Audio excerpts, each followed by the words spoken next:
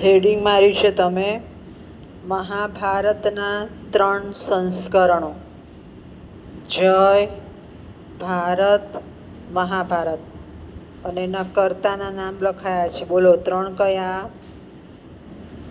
3 કયા કર્તા? જનરલ નોલેજમાં પૂછાય. અને સૌથી રાઈટ. હવે સમજી લઈએ. મહાભારત એ આપણને મળ્યું એ સીધું મહાભારત એમ જ નથી મળ્યું. તો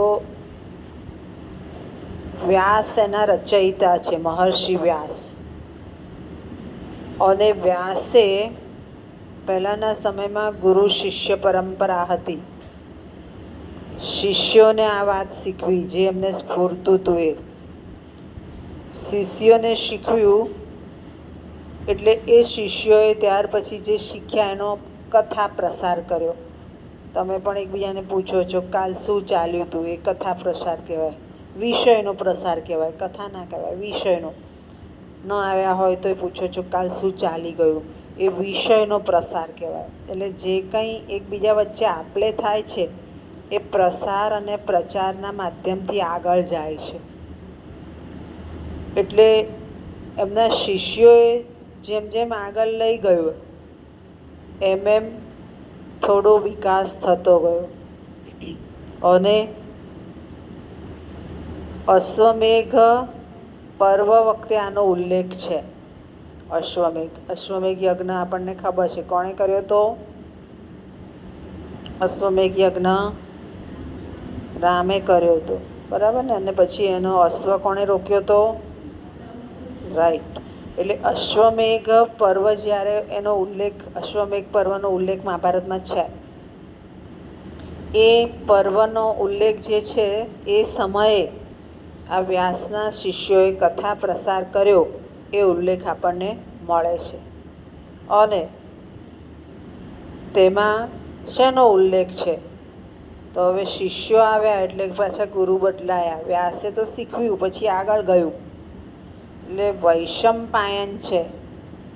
વૈશંપાયન ત્યાં આવ્યા અને એમણે પણ કથા કરી.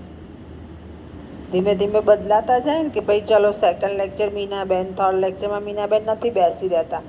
એટલે શિષ્યોની સાથે સાથે ગુરુ કે એના કૃતિ કે એની પરંપરા પણ બદલાય. એટલે જે આગળ વધતું ગયું ત્યારે વૈશંપાયન આવ્યા. ત્યાર પછી વૈશંપાયન પછી સૌનકાદિ ઋષિ, જેને સૌતી તરીકે ઓળખાયા, એનો નંબર આવ્યો. હવે મહાભારતનો પ્રારંભ મનુની જે વંશાવલી છે ત્યાંથી થયો છે. અને એમાં પણ 3 સંસ્કરણનો ઉલ્લેખ છે કે ધીમે ધીમે વિકસિત થતું થતું આપણી પાસે આવ્યું છે. સૌ પ્રથમ આ એની વિકસિત પરંપરા મેં બતાવીએ. વ્યાસે શિષ્યોને શીખ્યું, શિષ્યોએ કથા પ્રસાર કર્યો. ત્યાર પછી વૈશંપાયન આવ્યા. વૈશંપાયન પછી સૌનકાદિ, સૌથી ઋષિ બધા આવ્યા. હવે સૌ પ્રથમ આપણને શું મળ્યું? તો વ્યાસ રચિત જ જય કાવ્ય મળ્યું. અને જય કાવ્યના પ્રારંભમાં નારાયણ, નર અને સરસ્વતીને વ્યાસ નમસ્કાર કરે છે એનું વર્ણન છે.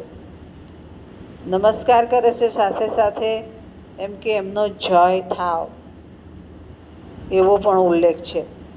અને ત્યાં શું છે તો કૌરવ અને પાંડવોનો ઇતિહાસ આલેખાયેલો છે. જય કાવ્યમાં ઇતિહાસ છે કૌરવ પાંડવોનો. અને ત્યાં આ MCQમાં પૂછાય, જય કાવ્યમાં 8800 શ્લોકો ઉપલબ્ધ છે. અને જય એ ગ્રંથવાચક તો ખરો જ, સાથે સાથે ત્યાં સ્તુતિ પણ છે.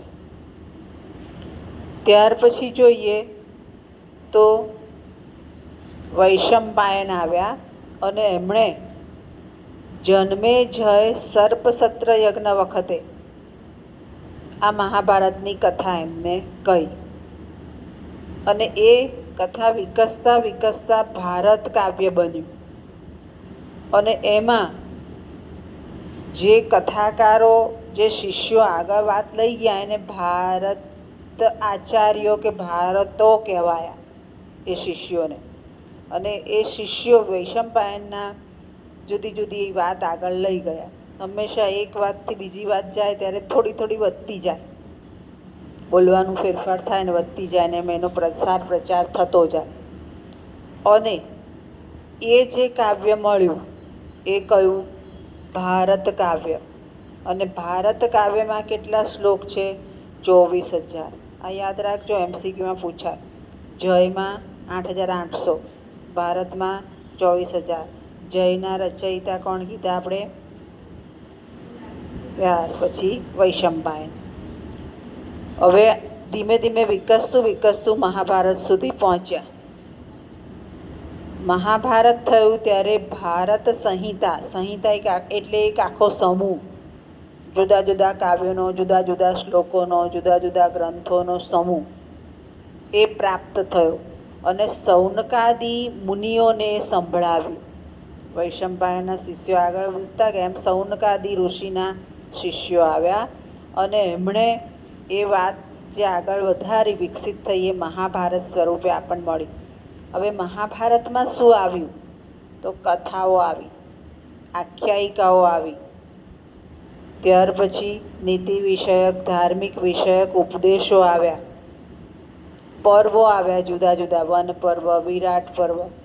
એમ ધીમે ધીમે એ આપણે વિકસિત થતું આગળ મળતું ગયું.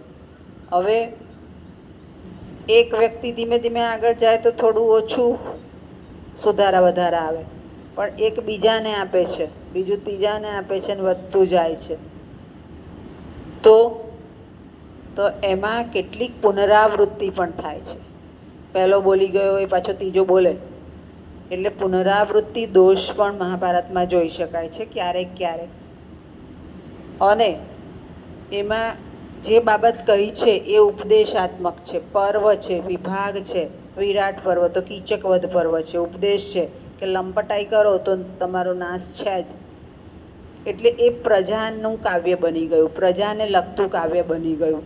અને મહાભારતમાં કેટલીક વાર આપણને માનવીય જીવન પણ પ્રતિબિંબિત થતું જોઈ શકાય છે. કૌરવ અને પાંડવ વચ્ચે યુદ્ધ થયું તો શેના માટે થયું? તો એમ કે પોતાનો હિસ્સો માગવા માટે થયું. પછી અજ્ઞાતવાસે રહેવું પડ્યું. કેમ? તો નિયમ કર્યો હતો કે તમારે અજ્ઞાતવાસે રહેવાનું છે, નહીંતર એટલે નિયમો પાળવા. એ બધું માનવ જીવનને ઉપયોગી વસ્તુઓ આવવા માંડી. અને કેટલીક પુનરાવૃત્તિ થઈ, એની સાથે સાથે કેટલાક શ્લોકો પ્રક્ષેપ થયા. પ્રક્ષેપ એટલે શું? તો વધારાના ઉમેરાય, હોય નહીં ને ઉમેરાઈ જાય. એ કેમ ઉમેરાય? તો એ જ્યારે હસ્તપ્રત હોય અથવા કોઈ ગ્રંથ હોય એ આગળ જાય ત્યારે લહિયાઓ હોય કે રાઇટર હોય કે કથાકાર હોય એ પોતાના મતલબનો અર્થ લઈ લે, એને પ્રક્ષેપ કહેવાય. ધારો કે કોઈ વસ્તુ હોય, હું એમ કહું કે 9 વાગે લેક્ચર પૂરો થશે, તો કોઈ એમ કે બેન હું 8:55 બહાર જાઉં, તો હું એને જવા દઉં ખરી, પણ એ પ્રક્ષેપ છે. ખરેખર એ જવાનું નથી પણ જવા દઉં, એ પ્રક્ષેપ કહેવાય. ખબર પડી ગઈ? જે વસ્તુને નિયમમાં નથી આવતી પણ ઉમેરાઈ જાય છે એ પ્રક્ષેપ. એટલે પ્રક્ષેપના શ્લોકો પણ આવ્યા.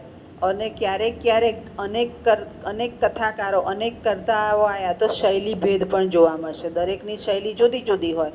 અને એ રીતે મહાભારતમાં એક વિશાળકાય મહાકાવ્ય મળ્યું. અને લગભગ 24 લાખ શ્લોકો ગણાયા છે.